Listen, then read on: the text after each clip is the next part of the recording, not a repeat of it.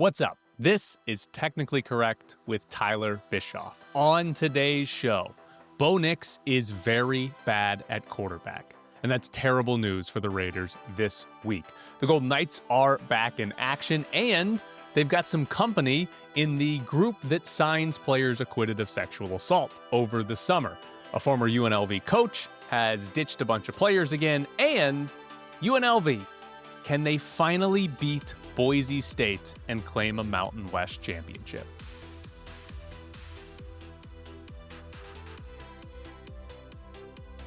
Big shout out to Lorenzo Valdez. He is sponsoring today's show, but I want to share with you what he told me. He said that he's been listening to my show all throughout his high school years. He told me he's now a broke college student and wanted to send me money anyways. I told him, no, you're not sending me money as a broke college student. He's already suffered enough listening to me while in high school. Like when I was in high school, I was screaming at the top of my lungs when I drove around to whatever my favorite songs were. I still do that. But Lorenzo was listening to me. I almost feel bad for Lorenzo. But shout out to Lorenzo for listening to the show, listening to me for as long as he has. I really appreciate that kind of loyalty. If you want to sponsor any part of the show, email me at technicallycorrectvegas@gmail.com and we'll do something fun. We'll make it fun. I appreciate everybody that has done something this week to help me out. It really means a lot to have that much support when I'm first starting this. Here we go. The Raiders play the Denver Broncos this weekend. And the Raiders draft pick, it's on the line here. The Raiders are hurtling towards a top pick in the NFL draft. They could end up getting the number one pick, but Bo Nix might be standing in their way. Usually you would see a 10-2 team facing a 2-10 team, and well, that's going to be easy. They're going to be 11-2. They're Super Bowl contenders, and the last place team gets another loss. But Bo Nix is bad, and the Broncos can't score. These two teams already played once. Denver did win the game. It was 10-7. 10-7 was the final score between a team that is now 10-2 and a team that's 2-10. Bo Nix had a monster game against the Raiders. He threw for a whopping 150 yards. He rushed for -2, threw 2 interceptions. He was miserable. He gave the Raiders a chance to win a game in which they only scored 7 points. And then we've got this stat. This is from Tom Straken on Twitter. The Raiders play zone coverage, zone 84% of the time, most in the NFL. Bo Nix this season against zone defense is 32nd in QBR, 37th in yards per attempt, and he's thrown 7 touchdowns to just 6 interceptions. 37th in yards per attempt is hilarious when you count how many teams there are in the NFL because there aren't 37. So Bo Nix is horrible against zone.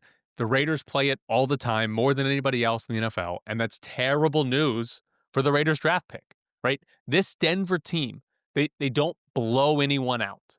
They've played 12 games this year. 11 of them have been decided by 1 score. They beat Dallas by like 20 points every other game within 1 score. The last 4 weeks have all been wins by the Broncos by 3 points or less. This team, they don't win by a lot of points. Their defense is awesome, so you can't score a ton of points on them.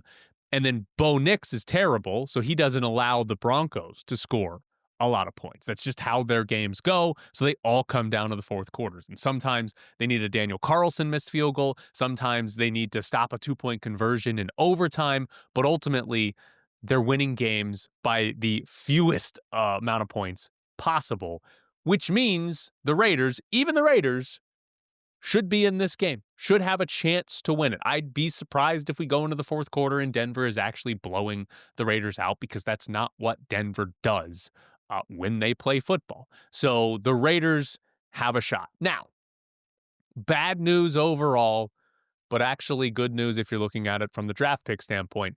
Max Crosby didn't practice on Thursday. He was limited on Wednesday and then did no practice on Thursday. Usually a backward step on the injury report during the week is a bad sign. Big red flag. We'll see what the actual update is here on Crosby. We'll see if, hey, he's fine, he's going to play. just had a day off. I don't know if Thursdays are normally veteran days off, but we'll see what Crosby's status and availability is. By the way, on Crosby, watching the Raiders this year, I have felt like Max Crosby's not been as good as he was before, right? Felt like there have been long stretches of games where Crosby doesn't make some sort of an impact or some sort of a play. But he's got 8 sacks in 12 games this year, which is above his career pace on a per-game basis. He's already tied his career high in tackles for loss this season. And like Crosby has been so good in his career that I guess I've just set such a high bar that I expect him to ruin every third play the opponent runs, something along those lines. And when he doesn't do that, I'm like, this guy's a bum. Where's Max Crosby? But his numbers are still excellent, right? Like, I'm like, he's not that good. And he's still got 8 sacks and 23 tackles for loss. Like, he has been very good this year. I will say, PFF does have him as the 17th best edge rusher in football. From 2021 through 2023, he was 2nd, 4th, and 4th in those grades. So maybe I'm right. Maybe. But the sacks, the tackles for loss, they're all there. I was even looking up like his run stops by PFF, and it's there too. The numbers are as good as they've been throughout his career. He's still having a great year, even though I was like, that guy's a bum. He's awesome to where his down years are still really, really good. But back on the draft pick. The Raiders, here's why it's so critical to play quarterbacks that are good and not named Bo Nix. The Raiders are 2-10. Right now, they only have the 4th pick in the NFL draft. Tennessee's 1-11, the Giants are 2-11, and then New Orleans is also 2-10.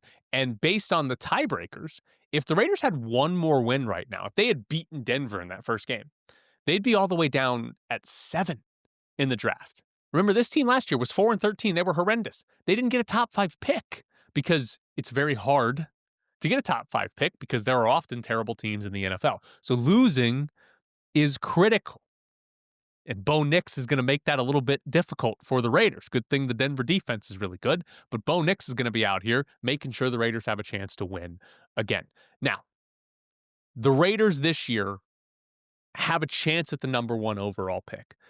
FTN Fantasy uses DVOA to come up with projections for the rest of the season. And they do this at the top end, right? You can go and see playoff percentages, who's most likely to be in the Super Bowl, win the Super Bowl, and all that. We don't have to worry about that with the Raiders. Right now, if you look at the DVOA projections, the Raiders have the 2nd best chance to get the number 1 pick in the NFL draft. The Titans are 1st, and they've got a 48.3% chance to get there. But the Raiders are 2nd, a 23% chance to land the number 1 pick in the NFL draft. And by the way, if you want to understand why tanking is good, the Raiders are 2nd in this right now. Why? Because they beat the Titans. They played the Titans, they beat the Titans, right? The Raiders hired a coach who wants to go win every game, and with a roster that can't win, and they beat Tennessee, and now they might not get the number 1 pick because of that win over Tennessee. That's why tanking's important. That's why losing's important when you're this bad. But the Raiders have the 2nd best chances. So you're cheering for a Tennessee win. But for the Raiders, 2-10, DVOA projections, 1.1 more wins this season. 1.1. The rest of the schedule, they've got Denver this week. I just explained to you why they've got a shot, Bo Nix. And then they go to Philadelphia and to Houston, which should be losses. They're on the road. They're teams that are either in the playoffs or right on the outside. But I'll say this, Philly and Houston, similar to Denver, they're teams that don't give up a lot of points, but there's enough offensive struggles that the blowouts aren't really there. So those are both teams that the Raiders aren't better than, and they might not have an actual chance, but in the fourth quarter, they might only be down by 4 points. And there might be a chance to win if Geno Smith puts together a drive, or we see some sort of great defensive play, or maybe Genty snaps off a 70-yard run, whatever it is, right? They might be one play away from winning one of those two games because of the way those two teams win games.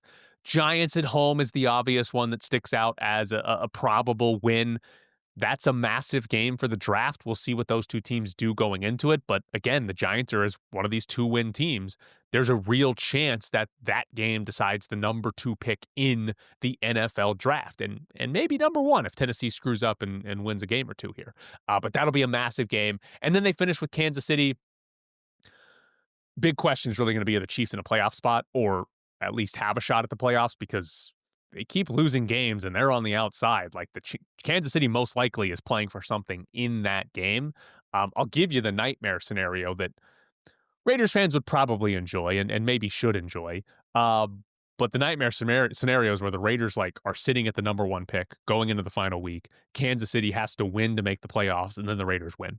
And they eliminate Kansas City from the playoffs. That's the good thing, that you'd be excited to knock your rival out. But the bad thing would be, you don't get the number 1 pick anymore because Tennessee just dropped you to hurt yourself in the process. So that'd be a fun thing to decide between if you're a fan. Do you want the number 1 pick or do you want to keep the Chiefs out of the playoffs? Now, Tennessee chasing the Titans here. Tennessee's remaining schedule, they're at Cleveland, they're at San Francisco. They play the Chiefs as well.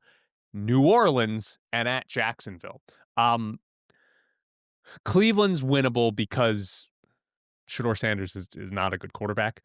But Cleveland's defense is awesome, so would be a little bit of surprise there. That New Orleans game, which, by the way, is the same week as Giants-Raiders. We could have an awesome week of tanking football, deciding the number 1 pick in the second to last week of the season.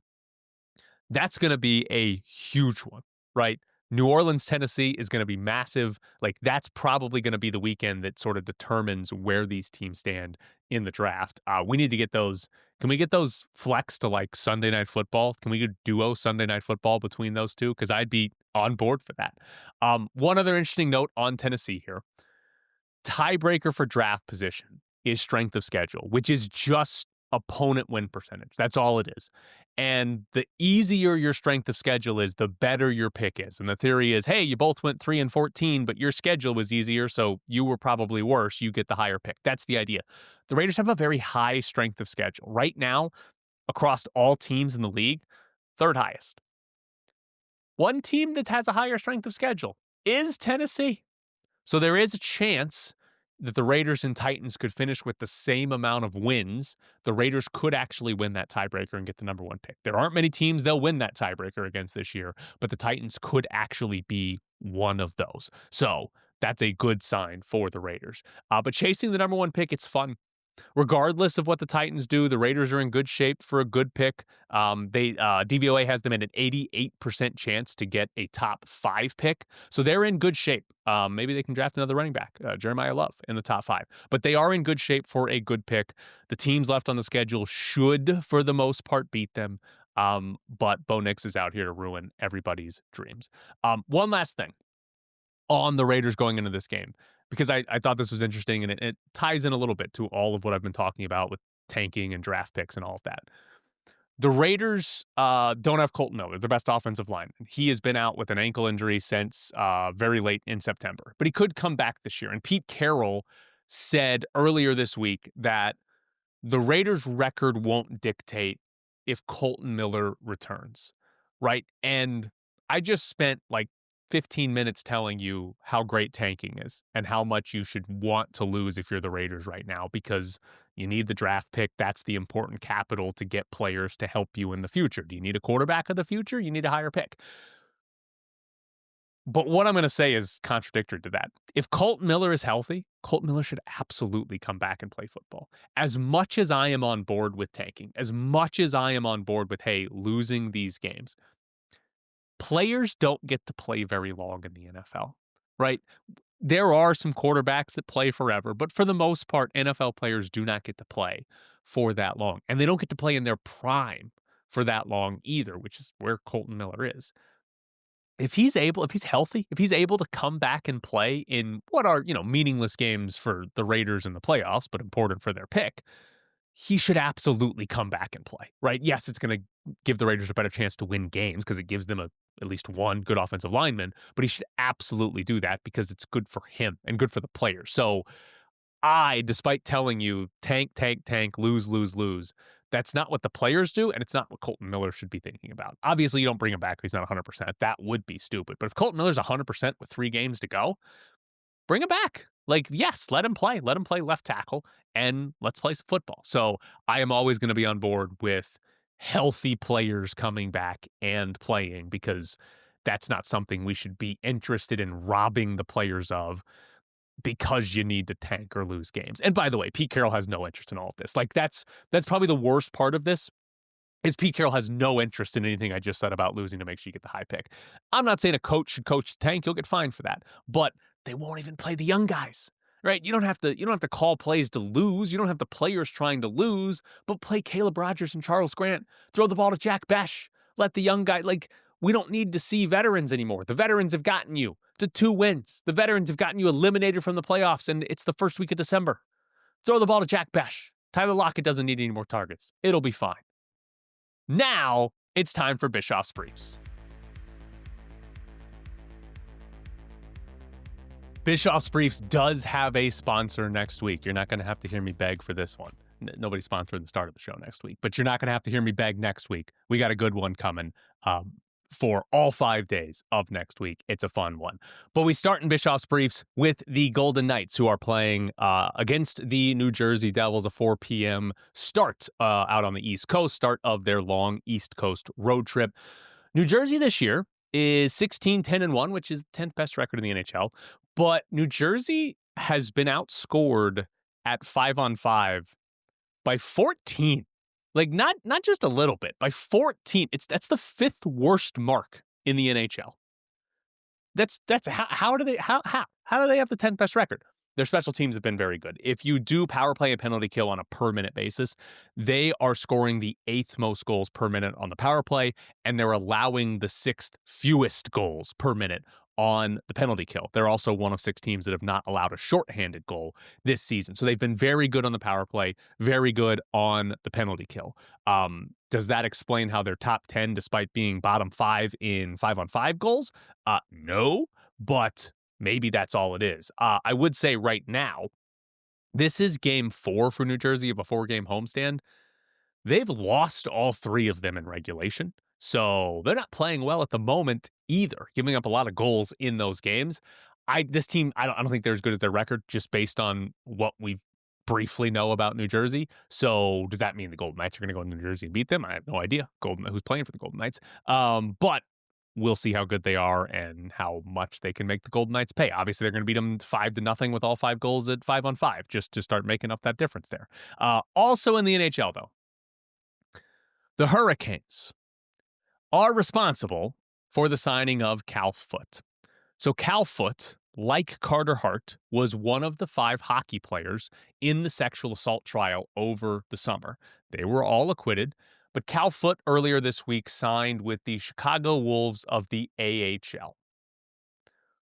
That is the primary minor league team of the Hurricanes, right? Important note, AHL teams can sign players that aren't like a part of the NHL organization, right? Like, it's not hey, if an AHL team signs a player, that means he's automatically in the Hurricanes organization. But they signed Cal Foote, and it was announced as the Chicago Wolves have signed Cal Foote. Well, the governor of the Chicago Wolves, Wendell Young, told Front Office Sports, 100% not a Chicago Wolves signing. We understand the magnitude of this signing and everything surrounding it. The signing is out of our control. But now it is our duty as an organization, our duty to our fans to listen to the perspective and understand. Young also told Front Office Sports that the first time he heard about the potential signing was not from the Hurricanes, but was from Cal Foote's agent. What a cowardly move by the Hurricanes. Unbelievably cowardly by the Carolina Hurricanes. They know there's going to be backlash from signing one of these players. Hello, Golden Knights over the last month or so.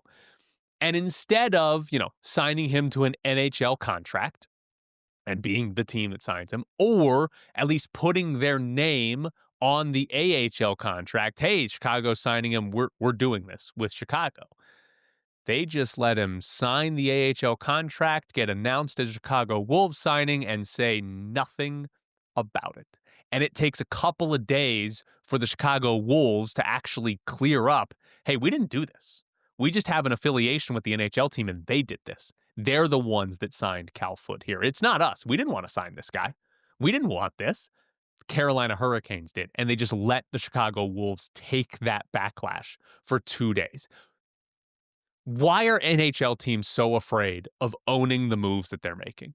With both Carter Hart and Cal Foote, if it's worthwhile to sign them, stand up, take your criticism, and don't pawn it off on an AHL team. It's just unbelievable to me that you've got cowards that are like, yeah, let's sneak in a Cal Foote signing with the AHL team. We don't want to take any questions about it. We don't want to take any heat for it. So we'll make the Wolves take the backlash for it. And then their governor is going to have to talk to front office sports to clear the air here. Like, unbelievable.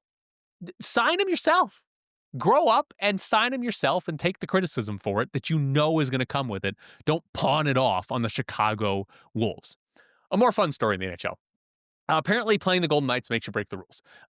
Two of the more recent opponents of the Golden Knights have broken an NHL rule. Both Ottawa and San Jose, when playing the Golden Knights, went through pregame warmups without their helmets. ESPN did a story on this. Ottawa did it because they were trying to break a losing streak, and they did. The Sharks just did it. Will Smith told ESPN there was no specific reason. He said, quote, "It was a team decision. It was Saturday night in Vegas, so I think all the guys were pretty easy to do it." Whatever that means. But it's against NHL rules. Players are supposed to wear helmets in warmups. There is a grandfather clause, so if you were in the league before 2019, you don't have to do it. But players are supposed to wear helmets in warmups. And according to ESPN, the NHL is warning teams about breaking this rule. And I guess I'm a little confused. Why are they warning them? They broke the rule. You get a warning? Like, don't they have punishment? I assume you just fine the players who don't wear their helmets, so you'd be fining the whole team. But, like, what's the warning for? Just fine them. Like, if you went through the trouble of saying, hey, we need a rule. We need a rule put in here. We think this is important. And now they break it, and you just get to say, guys, don't do that. Come on, guys. We got to warn you now. Don't do that. Just fine them. The Runnin Rebels are back in action this weekend. They had 9 full days off between games, but now UNLV is at Stanford on Sunday. Quick side note. I will always complain about college basketball games on Sunday during the NFL season. I know, usually, why they exist. It's for television when there's college football on Saturday. You can't really break into many time slots during a college football Saturday, so you play the game on Sunday and you get to be on TV. It's exactly what UNLV did when they played Memphis. But this game is apparently on ACC Network Extra. What the hell? Hofstra and Pitt are playing on real ACC Network at 1 p.m. on Sunday, the same time UNLV and Stanford tip off, which means this game's not even on TV. They're playing on Sunday during the NFL season, and it's on ACC Network Extra. What the hell? What are we doing? Quick programming note for this show. There's a very good chance that I don't watch this game until Monday and don't talk about it until Tuesday on the show next week. Just keep that in mind. Now, Stanford is interesting. They are 7-1, but they've only played one team in the top 100. They beat St. Louis. Their loss is to Seattle, who's just outside the top 100. So are they any good? Don't know. They're 78th in KenPom. UNLV, by the way, is down to 139 after losing to Rutgers. But two things to watch. First, both teams play fast. UNLV is 13th in tempo. Stanford is 87th. So hopefully that gives us somewhat of a fun game. UNLV, in their wins, one of their keys has been offensive rebounding. They've got 3 wins on the year, and their average offensive rebounding rate is 45%, which just means they get 45% of their own missed shots. In the 5 losses, it's 26%. The national average is around 32 or 33%. So 45% of the wins, 26% in the losses. UNLV, they get a ton of rebounds, offensive rebounds, they win. Stanford is the 8th best defensive rebounding team in the country. Their opponents have only gotten 23% of their misses this season. So that's even below what UNLV's done in their 5 losses. Again, their schedule's been super easy. They haven't played good teams. not that UNLV is a good team, but they haven't played good teams that might beat them up on the board. So that's a key. We'll see how good Stanford actually is as a defensive rebounding team. And if they are good, UNLV could be in some trouble to find some extra offense there. By the way, quick side note, you guys see how I censored myself there? I think I can cuss. But I've got too much of a radio backbone in me to try to not cuss, try to censor myself when talking into a microphone. We'll see how much that changes as I do this and just do a podcast for everybody. Now, we've got an update on the WNBA. Again, there is no CBA for next season between the WNBA and the WNBA Players Association. They're negotiating for a new one. But Front Office Sports had a story on the WNBA's most recent CBA proposal to the Players Association. So the owners sent this proposal over, and it included more games.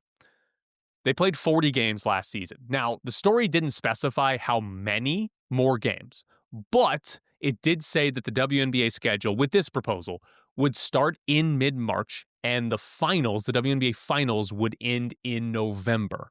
Comparison, last season started in mid-May. The finals ended on October 20th, and that was a 40-game season. So we're looking at like 2 months to the front of the season, a month to the back of the season. That's 20 more games in a calendar year. So are we looking at going from 40 to 60 WNBA games? That certainly seems possible with this. According to that story, players are fine with more games. They're actually not too worried about playing more games in the season. Their only complaint on this was the timing of it, because if the WNBA season starts in mid-March, that will be when the NCAA tournament is going on.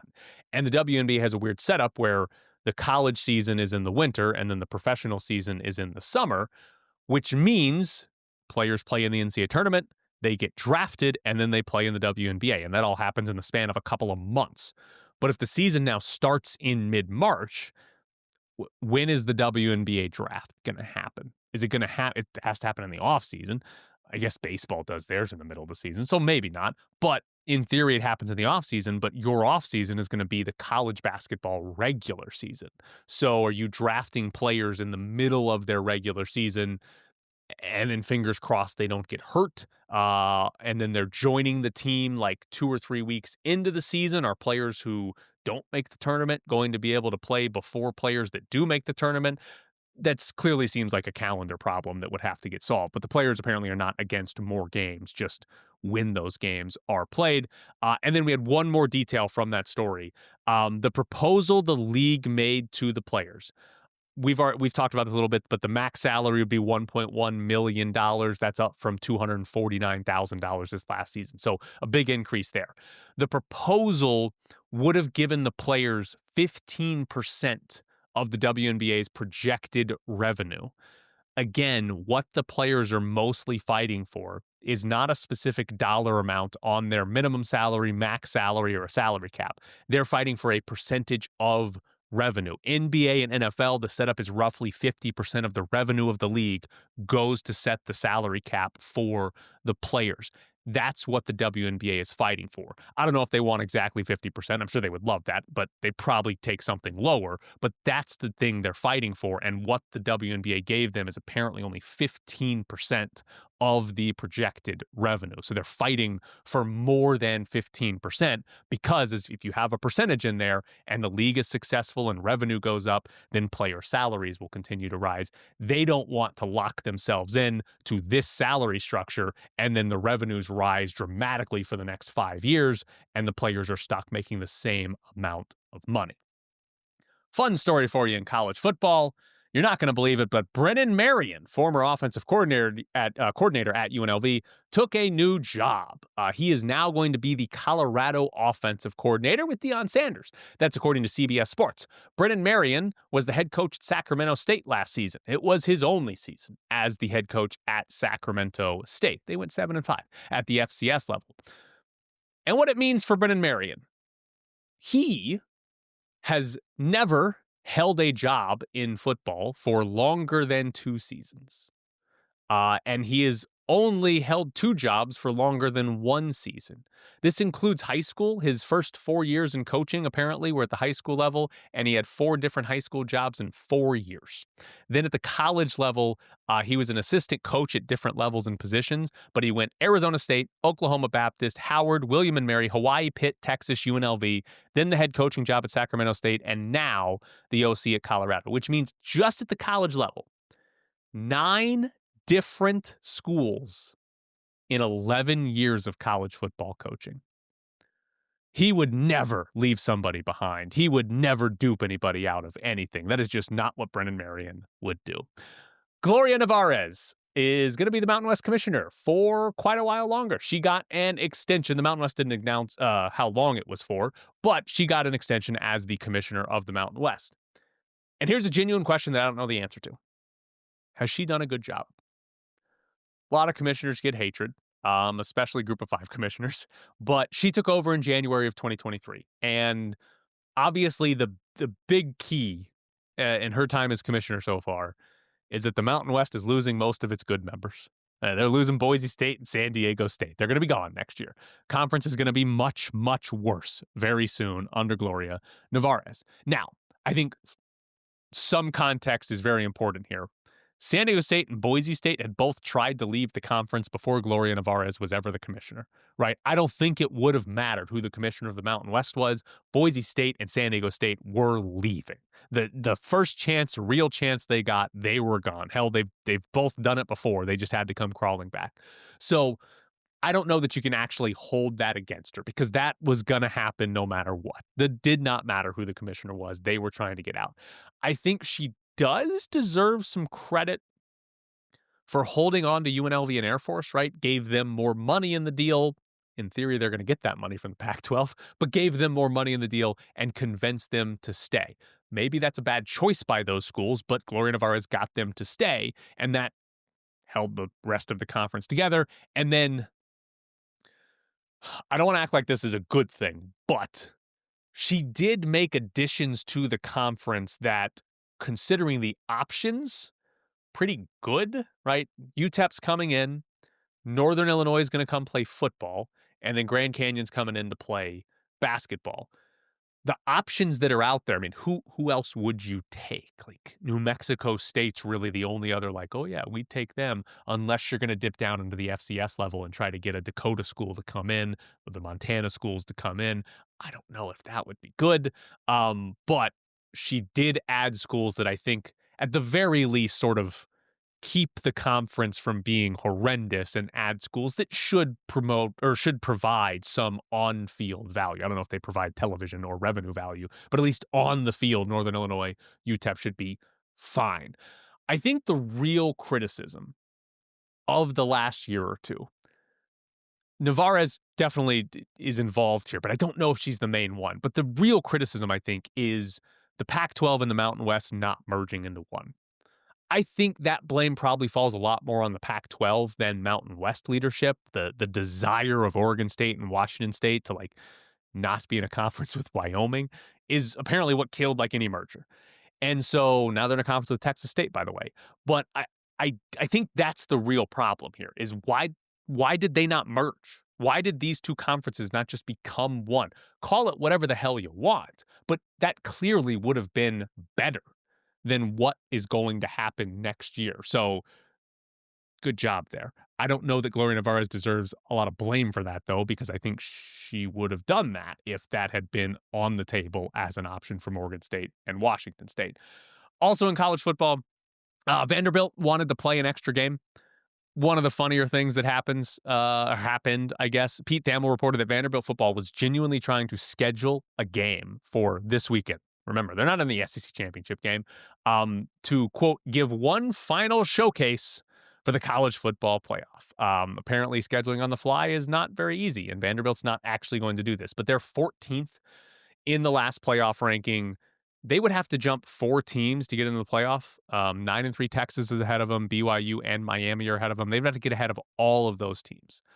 Texas and Miami aren't playing, so it's hard to imagine how Vanderbilt would do that unless they played a game and won. But all those teams are on the outside looking in.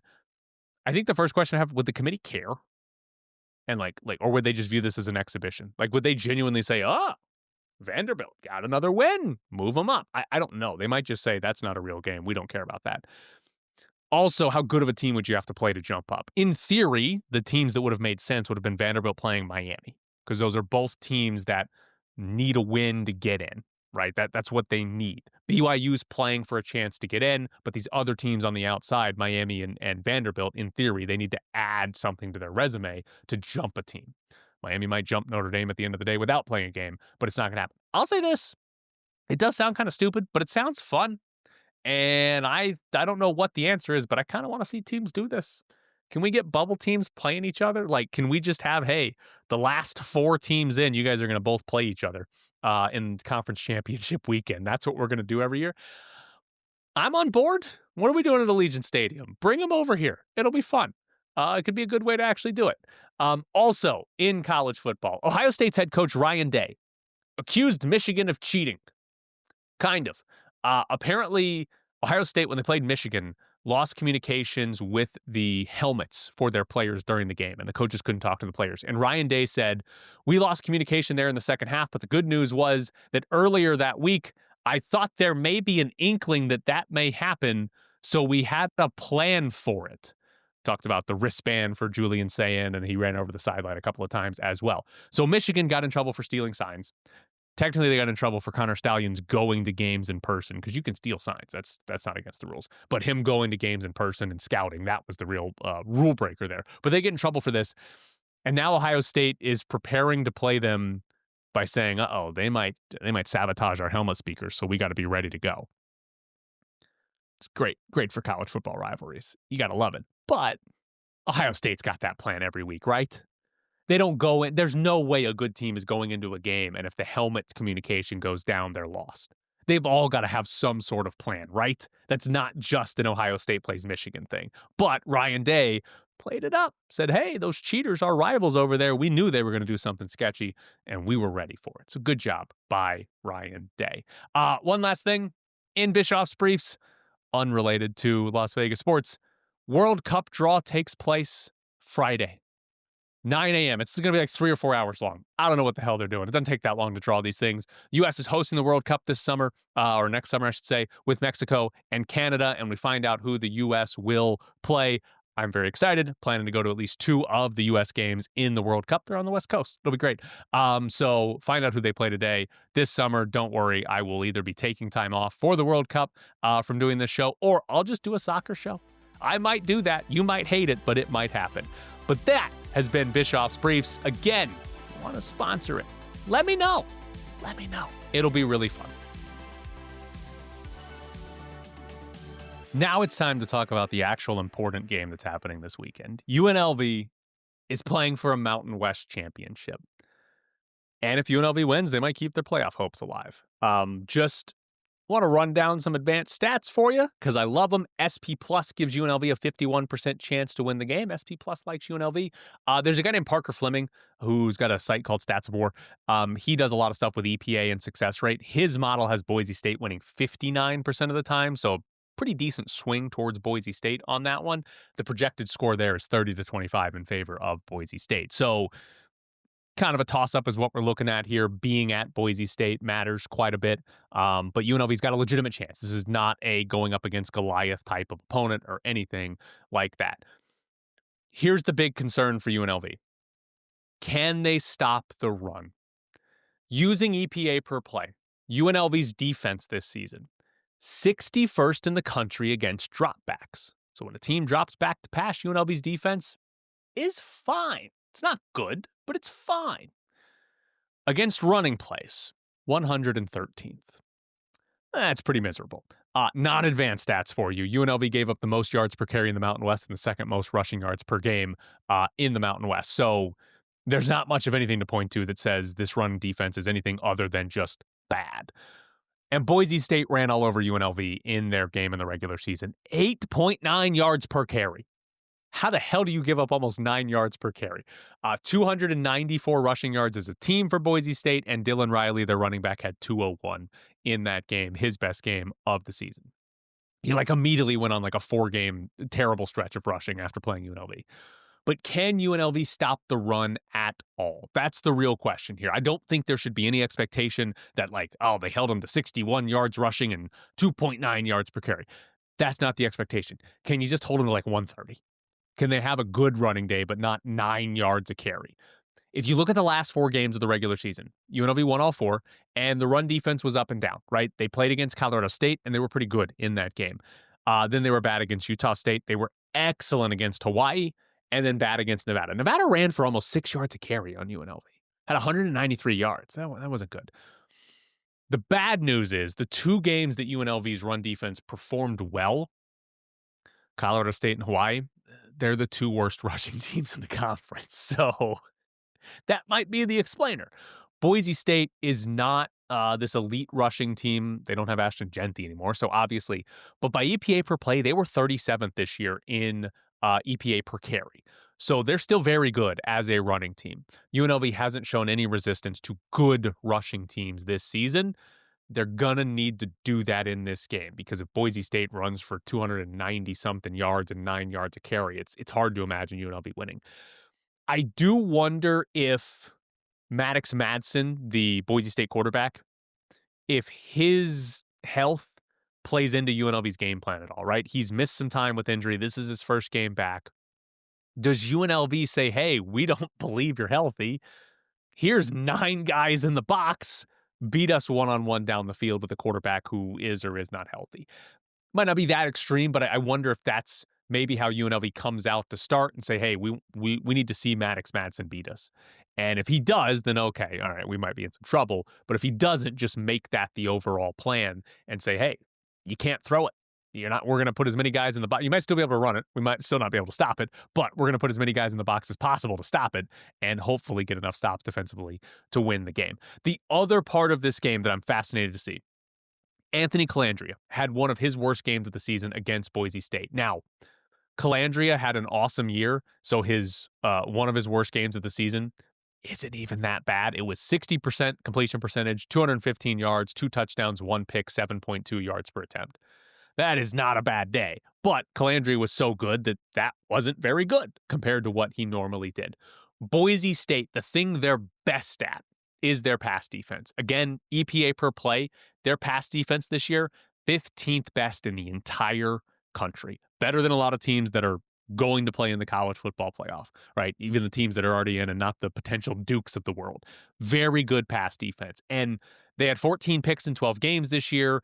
They allowed a 54% completion percentage. They allowed just 6 yards per attempt. All those are very good numbers. They didn't have that many sacks. I thought they were going to have more sacks looking this up. They were kind of middle of the pack in the Mountain West in sacks. So not necessarily bad, but they didn't have that many sacks. They did get, I believe it was 3 against UNLV in the first meeting. So got to Calandria a little bit there. UNLV didn't give up many sacks in most of the games they played this year. So if UNLV's run defense gets plowed through again, it probably doesn't matter what Calandria does. They're not going to score enough points because they're not going to have the ball and Boise State's going to run all over him. But if the run defense can just a little bit of resistance, right? 7 yards a carry, not 9, 150 yards on the ground, not 290.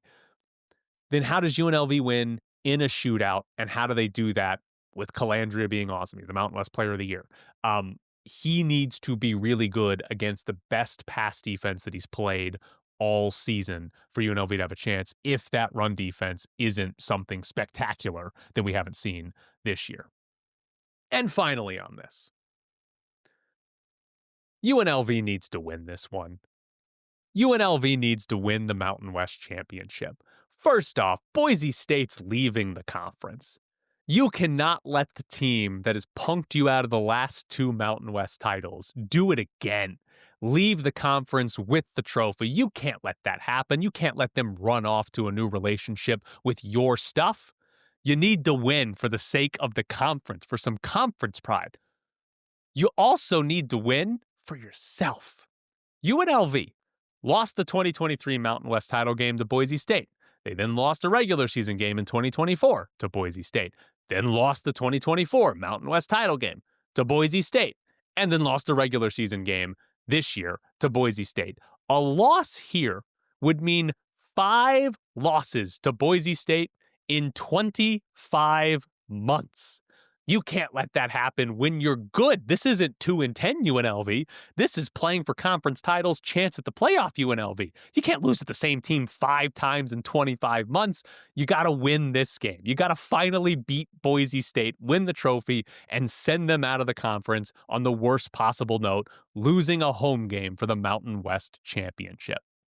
That's it for Bischoff's Briefs this week. First week is done. Bischoff's Briefs. That's it for Technically Correct this week. First week done of the show.